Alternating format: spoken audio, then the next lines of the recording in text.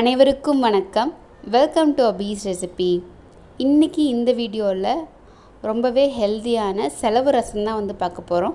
இதில் நம்ம தக்காளி புளி எதுவும் நாங்கள் சேர்த்திக்க மாட்டோம். இந்த செலவு ரசம் பார்த்திங்க அப்படின்னா ரொம்ப சளி பிடிச்சிருந்துச்சு, நெஞ்சில் கவம் கட்டி இருந்துச்சு, இல்லை தொண்டை கரகரப்பாக இருந்துச்சு அப்படின்னா தாராளமாக செஞ்சு சாப்பிட்லாம். இப்போ இருக்கிற சிச்சுவேஷனில் வீக்லி ஒன்ஸ் நீங்கள் இந்த ரசம் வச்சு கொடுக்கலாம். ஸோ இதுக்கு கொஞ்சமாக வரமல்லி எடுத்திருக்கேன். அதுக்கப்புறம் மிளகு கொஞ்சம் ஜாஸ்தியாக எடுத்துக்கோங்க. 2 டீஸ்பூன் எடுத்திருக்கேன். அதுக்கப்புறம் 1 டீஸ்பூன் சீரகம், அப்புறம் கொஞ்சோண்டு கடுகு. இந்த செலவு ரசத்துக்கு கடுகு நல்லா போட்டு வறுக்கணும் நம்ம. ஸோ இதெல்லாம் எண்ணெய் இல்லாமல் கடாயில் வச்சு நம்ம நல்லா வறுத்துக்கலாம். நல்லா வாசனை வரணும்.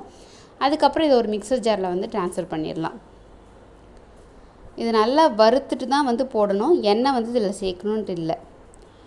இது கூட சின்ன வெங்காயம் சேர்த்திக்க போகிறோம். ஏன்னா இதில் நம்ம தக்காளி புளி சேர்த்த போகிறது கிடையாது. சின்ன வெங்காயம் ஒரு 4-5, அதுக்கப்புறம் பூண்டு, கருவேப்பிலை, அப்புறம் காரத்துக்கு வரமிளகாய் சேர்த்திருக்கேன். உங்களோட காரத்துக்கு தகுந்த மாதிரி நீங்கள் அட்ஜஸ்ட் பண்ணிக்கோங்க. ஏன்னா மிளகு எவ்வளோ சேர்த்திருக்கோம் அப்படிங்கிறதுக்கு தகுந்த மாதிரி. ஸோ இதை நல்லா அரைச்சிக்கணும். லைட்டாக தண்ணி ஊற்றியே அரைச்சிக்கலாம் நீங்கள்.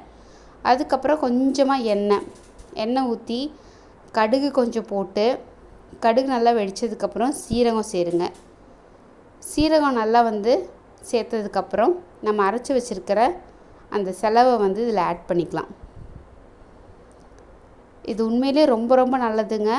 கண்டிப்பாக ட்ரை பண்ணுங்கள். உப்பு சேர்த்திக்கோங்க. இதில் புளி தக்காளி எதுவுமே நீங்கள் சேர்த்த வேண்டியது கிடையாது.